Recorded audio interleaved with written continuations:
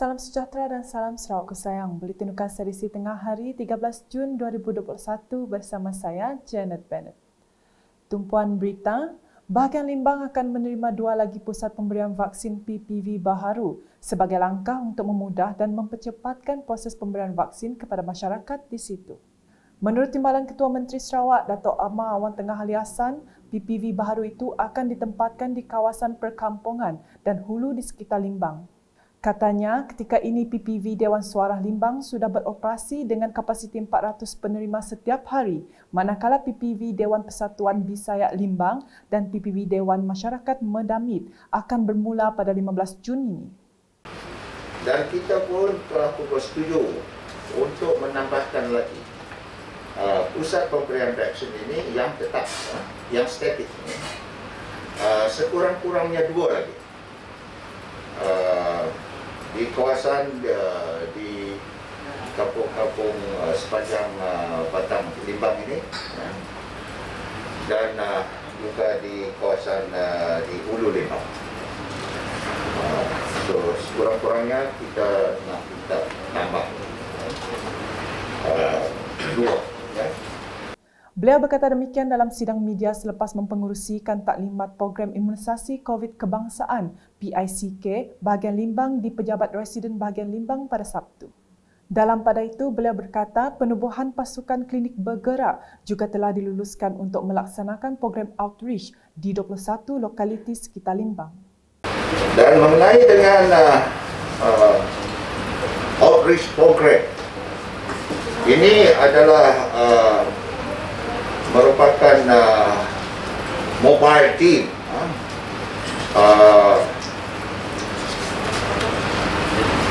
yang telah pun dilulus yang ini telah pun diluluskan selama 21 lokaliti, kampung-kampung dan rumah-rumah panjang.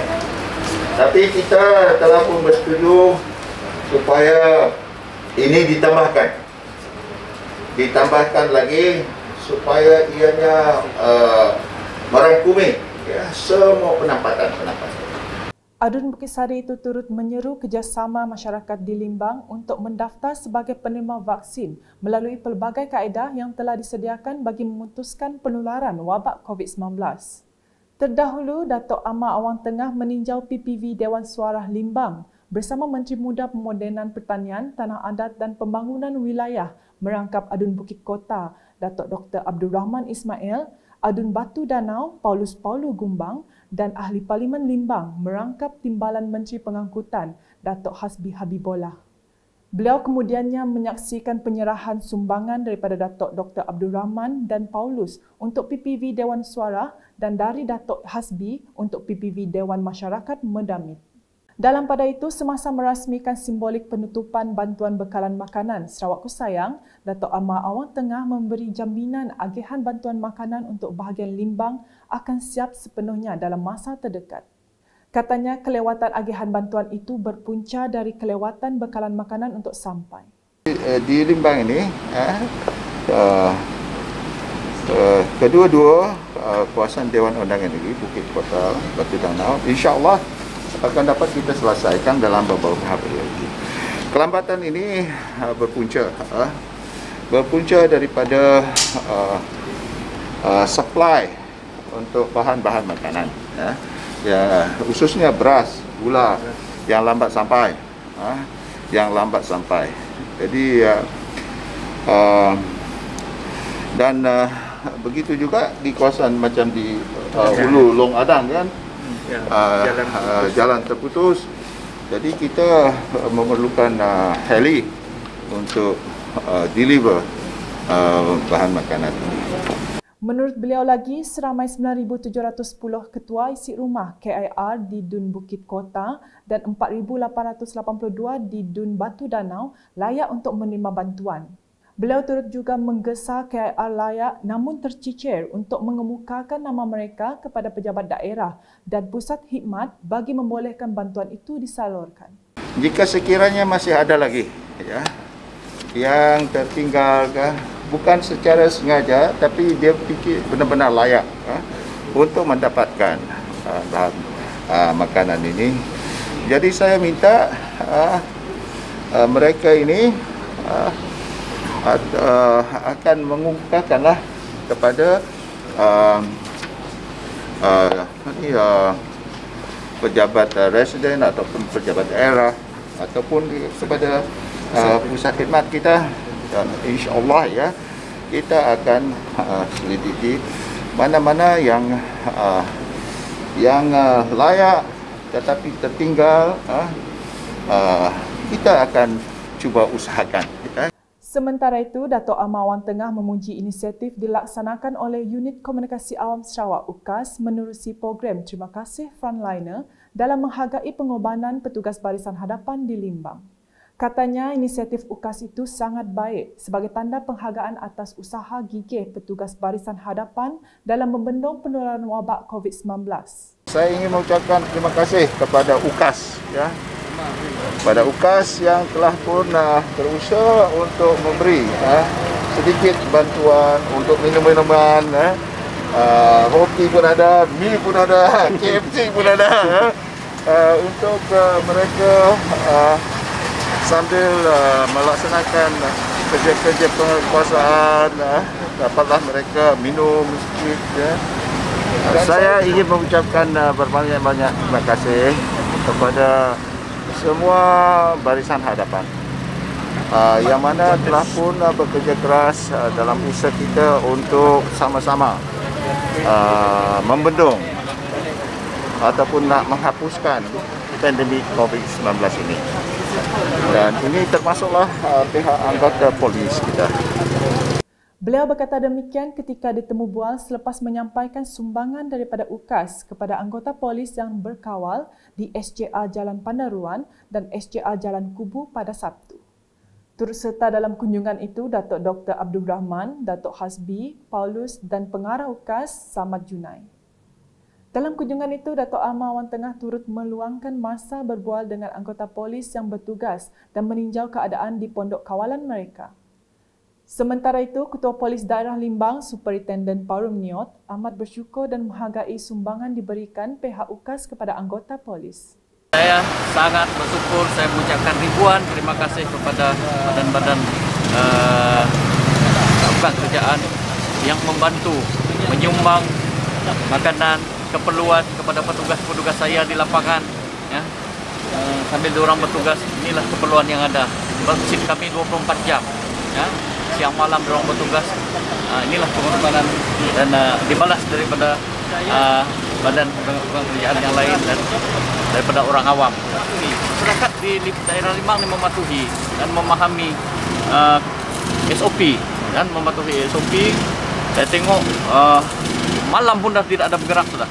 Ya, jadi menunjukkan mereka mematuhi peraturan SOP yang sedia ada. Ya. Harap kita berterusan dan menjadikan Limbang ini kosong daripada COVID-19. Ia merupakan jelajah terakhir program Terima Kasih Frontliner anjuran UKAS selepas turut diadakan di Lawas pada Jumaat. Berita seterusnya, Pusat Pemberian Vaksin PPV Daerah Tembeduk di Dewan Masyarakat Tembeduk telah memulakan operasinya pada Sabtu. Menteri Pendidikan Sains dan Penyelidikan Teknologi Sarawak yang juga Adun Tembeduk, Datuk Amar Michael Manyinjawong berkata, pusat itu akan berperanan memberi vaksin COVID-19 kepada semua penduduk. Our target is by end of August akan mendapat target herd immunity pada hujung bulan Ogos. Pada hujung bulan Ogos. Ini makna kira-kira 80% akan dapat vaksin. 75 hingga 80%. So that is a target for herd immunity. So berharap mengikut apa yang kita dapat sekarang, I think the turnout is very good. Turnout is very good. Very responsive, very good. So we don't have anybody who don't want to be vaccinated. They are waited to be vaccinated. Beliau berkata demikian selepas meninjau proses pemberian vaksin di situ pada Sabtu. Dalam pada itu, beliau memberitahu operasi PPV Tembeduk bermula pada 12 hingga 16 Jun depan berdasarkan bekalan vaksin yang sedia ada. Tambahnya, pada hari pertama operasi, seramai 500 orang penerima disuntik vaksin Sinovac dari 3 kampung dan selebihnya adalah kaki tangan pejabat pos Tembeduk, JPN Tembeduk dan Pusat Khidmat Tembeduk. Jelas beliau, kaedah pendaftaran yang diguna pakai di daerah Tembeduk ialah secara hybrid, yang mana pendaftaran dilakukan melalui ketua kaum dan pejabat daerah Tembeduk. Sementara itu, beberapa orang penerima vaksin ketika ditemui berkata, orang ramai tidak perlu bimbang untuk menerima vaksin COVID-19 kerana ia adalah untuk kebaikan semua dan ia tidak membawa sebarang kesan. Jadi pesanan penegak peladingan, bayu vaksin, apa rawa dengan vaksin. Kain cuma mani. Ti bagus raya menjaga pengguna lah. Jadi pesanan penegak peladingan bayu vaksin lah. Pesanku nyap ani no.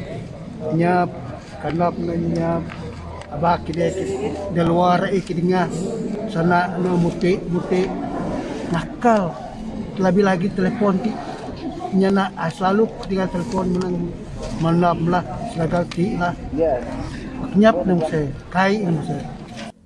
Manakala di Bintulu, Ahli Parlimennya Datuk Seri Tiong King Sin berkata, sebuah pusat pemberian vaksin PPV industri akan diaktifkan di kilang peleboran aluminium Presmental Bintulu bagi membantu mempercepatkan program imunisasi COVID-19 di bahagian berkenaan. Saya minta semua industri di Semalaju, semua minta bekerjasama dan juga bagi kita maklumat yang tepat so that kita KKM boleh bagi satu cadangan atau program untuk vaksin di kawasan di industri kilang-kilang industri di kawasan Semalaju. Jelasnya lagi, sebagai permulaan, pemberian vaksin akan menyasarkan kepada kira-kira 6,000 pekerja syarikat Presmental Bintulu. Pada masa sama, Datuk Seri Tiong yang juga Duta Khas Perdana Menteri ke Republik Rakyat China itu berterusan menggesa orang ramai untuk patuhi prosedur operasi standard SOP yang telah digariskan kerajaan.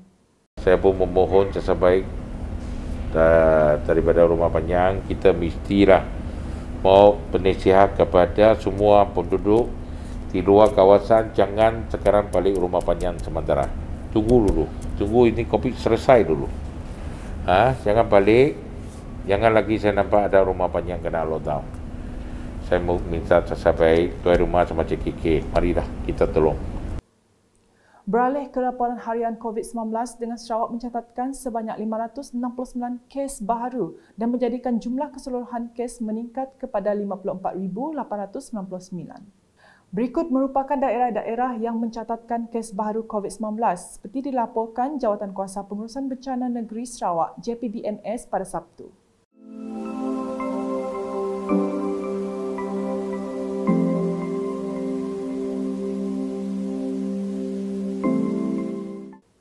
Dalam pada itu, 4 kes kematian baru melibatkan jangkitan COVID-19 juga dilaporkan yang menjadikan jumlah kematian meningkat kepada seramai 346 orang. Kesemua kes kematian melibatkan 2 wanita dan 2 lelaki berumur dalam lingkungan 66 hingga 84 tahun. Antara lain, JPBNS turut memaklumkan 3 lagi kluster baru telah diisytiharkan masing-masing di Lunduk, Kapit dan Kuching. Tambah kenyataan itu lagi, Perintah Kawalan Pergerakan diperketatkan, PKPD diisytiharkan di 3 kawasan seperti yang berikut.